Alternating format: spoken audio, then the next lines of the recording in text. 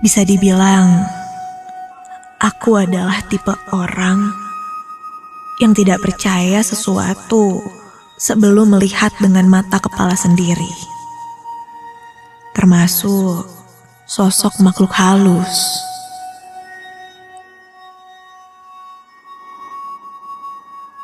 Sejak kecil, aku tidak begitu percaya akan sosok makhluk gaib. Ditambah, orang tuaku adalah keluarga orang yang penuh dengan yang namanya logika. Jadi, kejadian sesuatu pasti dihubungkan dengan akal nalar logika. Namun, setelah kejadian bertemu dengannya, aku mulai percaya bahwa makhluk selain manusia itu memang ada nyatanya dan hidup berdampingan dengan kita. Kejadian ini aku alami sekitar 1 tahun ke belakang, di mana aku sedang bekerja sebagai perawat di sebuah rumah sakit yang ada di Cimahi. Namaku Amel. Setelah lulus kuliah, aku langsung bekerja dan menjadi perawat di salah satu rumah sakit yang ada di daerah Cimahi. Sebelumnya, aku memang pernah magang di rumah sakit ini. Sampai aku pun direkrut untuk menjadi perawat tetap di sini. Singkat cerita, hari itu aku sedang bertugas malam hari. Aku berjalan menuju ruang peralatan di belakang rumah sakit untuk mengambil beberapa barang medis. Jika memasuki malam hari, memang terasa tampak horor sih.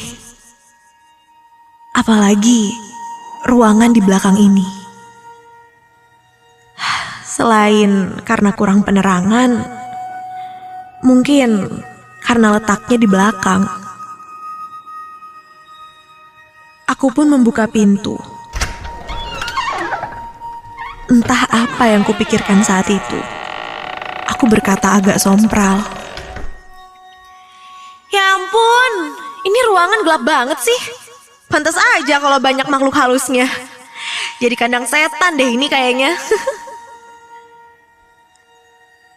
Dan tak lama dari itu, tiba-tiba saja, seperti ada suara langkah orang yang berjalan di belakangku.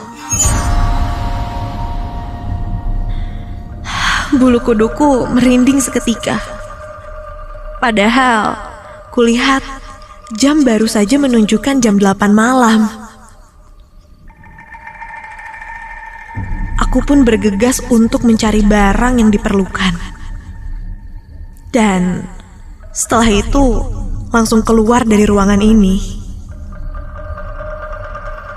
Dan benar saja, ketika aku keluar dari ruangan itu, tidak ada siapa-siapa di ruangan ini, kecuali aku.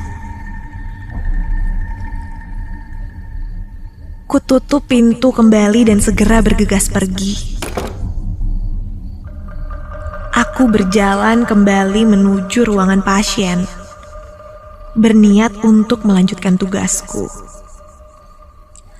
Namun, ketika aku sedang berjalan melewati beberapa lorong rumah sakit,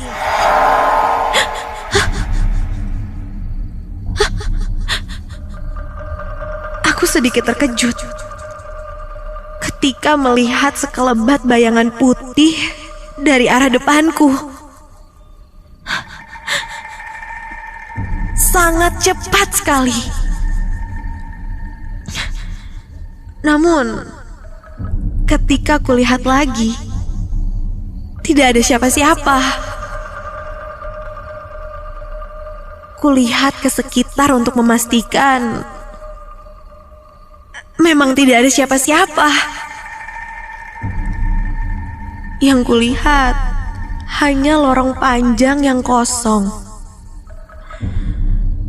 Mencoba berpikir positif, aku pun menghiraukannya. Mungkin aku salah lihat. Sampai ketika baru saja aku akan melanjutkan langkahku kembali. Astaga!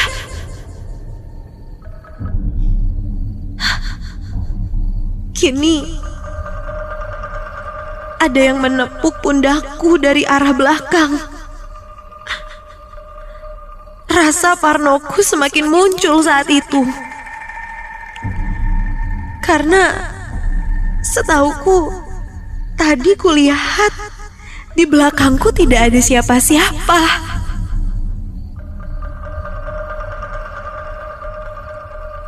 Aku pun memberanikan diri untuk melihatnya.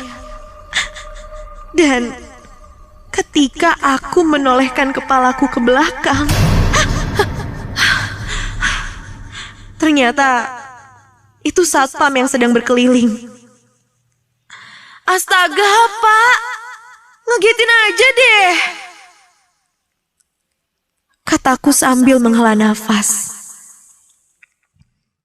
Karena masih muncul rasa parno melewati lorong sendirian. Aku pun meminta Pak Satpam untuk menemani dan mengantarku ke ruangan pasien.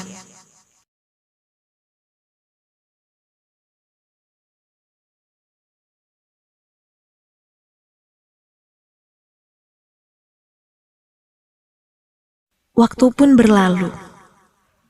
Kulihat jam sudah menunjukkan jam 11 malam. Dan sudah waktunya aku untuk pulang.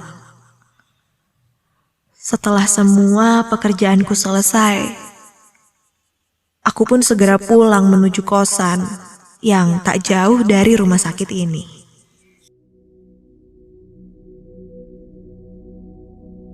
Sesampainya di kosan, entah kenapa aku masih merasakan seperti ada hal yang menjanggal. Dan masih terbayang di pikiranku sekelebat bayangan putih yang tadi kulihat di lorong.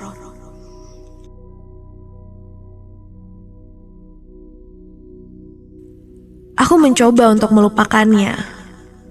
Aku segera bersih-bersih dan memutuskan untuk tidur saja. Mungkin karena aku kecapean, jadi pikiranku kemana-mana. Sampai ketika baru saja aku akan terlelap, ada yang mengetuk pintu kamarku. Dengan perlahan, aku berjalan dan pelan-pelan kutarik gagang pintunya. Dan ketika ku buka pintunya,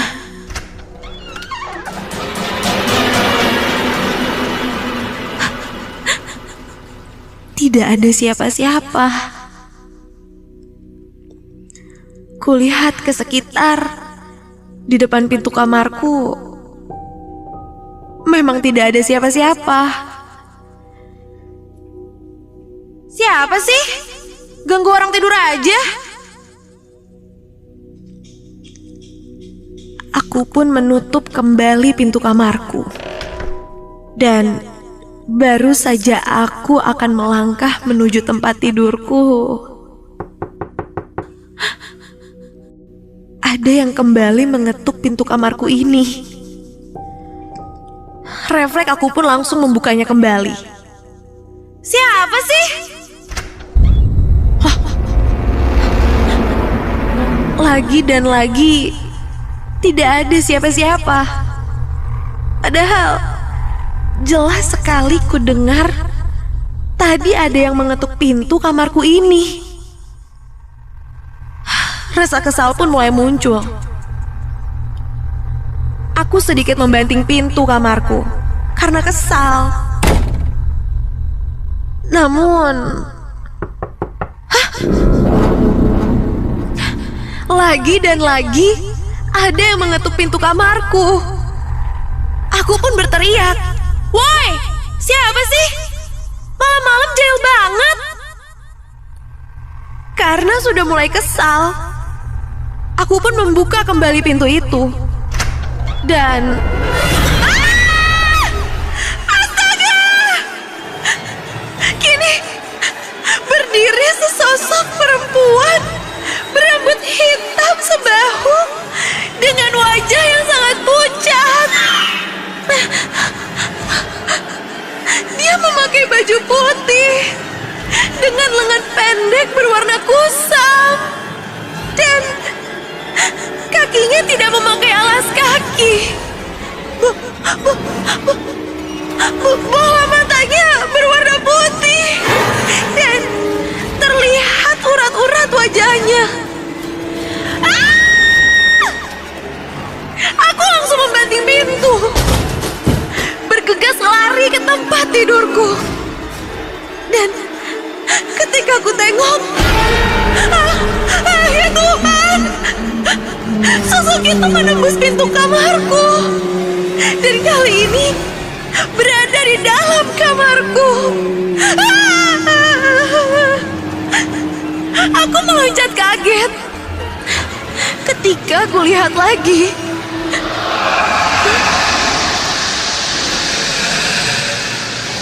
Sosok itu sudah menghilang, seperti menembus ke dalam tempat tidurku. Aku terdiam sesaat, sampai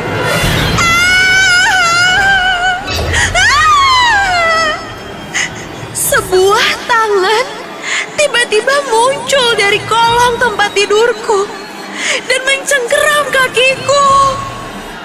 Kakiku ditarik oleh tangan itu sampai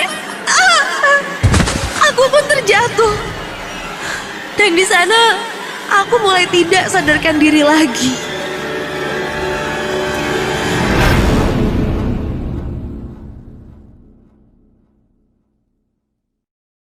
Ketika terbangun, kepalaku terasa sangat berat dan sakit. Kulihat hari itu sudah pagi. Aku pun mencoba untuk berdiri, tapi kakiku masih terasa sakit. Aku berjalan tertatih keluar dari kamar. Di depan, kulihat ada Mang Ade penjaga kosan ini. Setauku, Mang Ade memang mempunyai indera keenam. Ketika aku bercerita apa yang kualami semalam, Mang Ade awalnya tidak mau bercerita apa-apa. Tapi akhirnya dia pun bilang bahwa aku diikuti oleh sesosok wanita. Dan dia mengikutiku karena dia ingin bermain denganku. Entah ada atau tidak hubungannya dengan yang kualami di rumah sakit kemarin malam. Yang pasti, semenjak kejadian itu, entah karena sompral atau apa, yang jelas, sosok gaib itu memang berada di sekitar kita tanpa kita sadari.